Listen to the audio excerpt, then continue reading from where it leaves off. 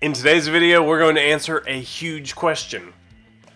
Does winning an award help with the player's sports card value?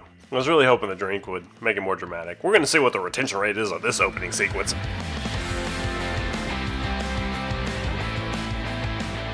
Alright, there are three things that I want to test as an event that an athlete can do that could potentially affect their value. I talk all the time about, he's going to have an MVP season and his cards are going to go up in value, but honest answer is, I don't know how much that change could possibly be.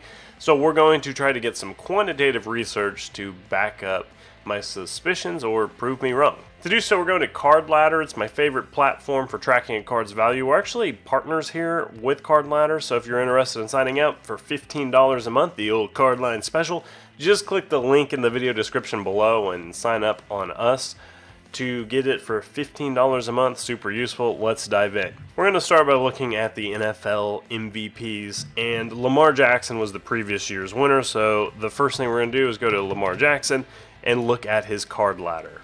You can click right here and it'll pull up his overall index, and we're going to zoom out all time. So Lamar was a rookie in 2018 and he won the MVP first time in 2019, and you can see a very clear jump from July 1st to January 1st of 2019 to 2020. It seems like there's a big positive impact on his card value, and then every graph is going to kind of look like this. Just obviously there was a sports card bubble in 2020 during the pandemic. All cards shot up, but we're not really looking at that. We want to zoom in a little bit closer because he just won the 2023 MVP too.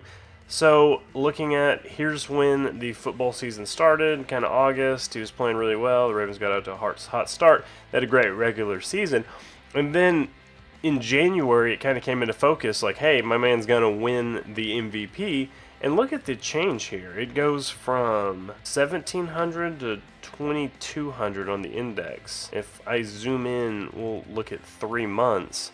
This is plus 11%, plus 12%. There's definitely a significant boost in his value. Zooming in even closer, you can see the pretty steady incline from December 11th to January 27th. Then unfortunately they got bounced out of the playoffs, so his cards have kind of trailed down a bit. But he is super young and has 2 MVPs, so you can see a pretty positive correlation between winning an MVP, or at least an MVP season. Aaron Rodgers won MVP in 2020 and 2021, so let's give that a look. I wanted to do Patrick Mahomes, but we're going to do him at the next one, winning a championship. So over the last 2 years, we're going to back up. So again, big sports card growth, everybody's going up a lot, but he happened to be winning MVPs during the sports card bubble. And you can see a pretty distinct pattern of like football season starts for 2020, and it's a season he wins MVP. His cards shoot up, they go 4x, 4.5x right there. Falls back down off seasons here, and then I wish we could zoom in a little bit better here. Around January 1st of 2022, but this is right before he'd win his second MVP. So Nikola Jokic won the MVP in 2021 and 2022, so you can see his cards jump. Here's before his MVP season, boom, jumps up, then jumps up again.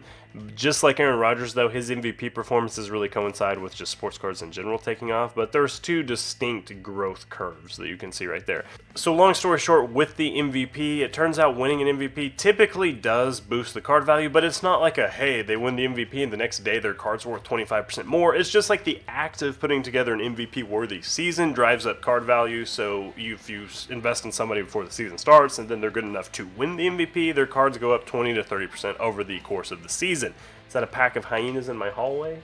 We're back. My upstairs neighbor is being loud.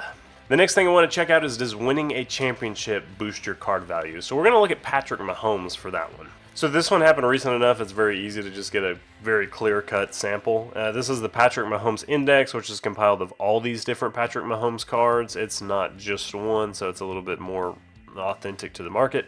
But check this out. He wins the Super Bowl, and then his cards jump 7 to 8%, and 8% of a $4,000 or $5,000 Prism rookie card is a lot of money. So yes, winning the title definitely does help. I think one thing that's interesting though, if we zoom out to like 6 months, the Super Bowl win just gets his cards back up to like preseason hype. Here's September-ish, here's early NFL season. People are all in on the Chiefs. It's Patrick Mahomes, and then the Chiefs struggle, win the Super Bowl, and bang, we're matching preseason hype. So the dip actually happened during the season. It's kind of interesting. Jokic is another great example of somebody who he actually just won his first championship, probably not going to be his last, but you can see right here they're playing through the playoffs and then win the finals. His cards go from, this is his silver prism rookie, but his cards go from $2,500 up to almost $4,000 with a couple $3,900 sells. So they're jumping up 60% just from here. It's pretty wild. Finally, the last thing I want to look at is when an athlete passes away, and while that's very dark, it does impact the value of their cards. So Dick Butkus was my dad's favorite player ever. We'll look at him as an example. He passed away last year, early October, and you can see just a nice big jump in his card value. This is, again, just his index, but when he passed away, he started making headlines, and then his cards soared. Jim Brown also died this year in May, so we're going to look at his. It's pretty wild. He passed away in May. His cards hit a high and then have since kind of trailed off. So I don't want to sound dark with it, but if you're holding vintage cards of somebody who passes away, the opportune time to sell it, if you want to just maximize value, from Butkus and Jim Brown, it looked like just right after they passed away when they were being memorialized would be a good time to sell said card, and then you can buy it again. It's about 2/3 the selling price that these cards were right after that news broke. You can also just see the sales volume spike that very much aligned with people thinking, oh, Jim Brown, what a great guy, what a great athlete. People went out and bought his cards. Looks like about $100,000 of his cards were purchased in May, and that volume has since really trailed down quite a bit. So winning a championship, winning an MVP, and passing away does impact the value of a player, so try to invest accordingly on all of those, or at least bear that in mind. When somebody's making headlines, the value of their cards are going to rise, and when those headlines start to fade away, so does the value of the cards. I hope this video helped. If you liked it and want to see some similar stuff coming down the pipe, let me know below. It was a little bit different than usual, but it was a lot of fun. Hope you learned something. See you next time.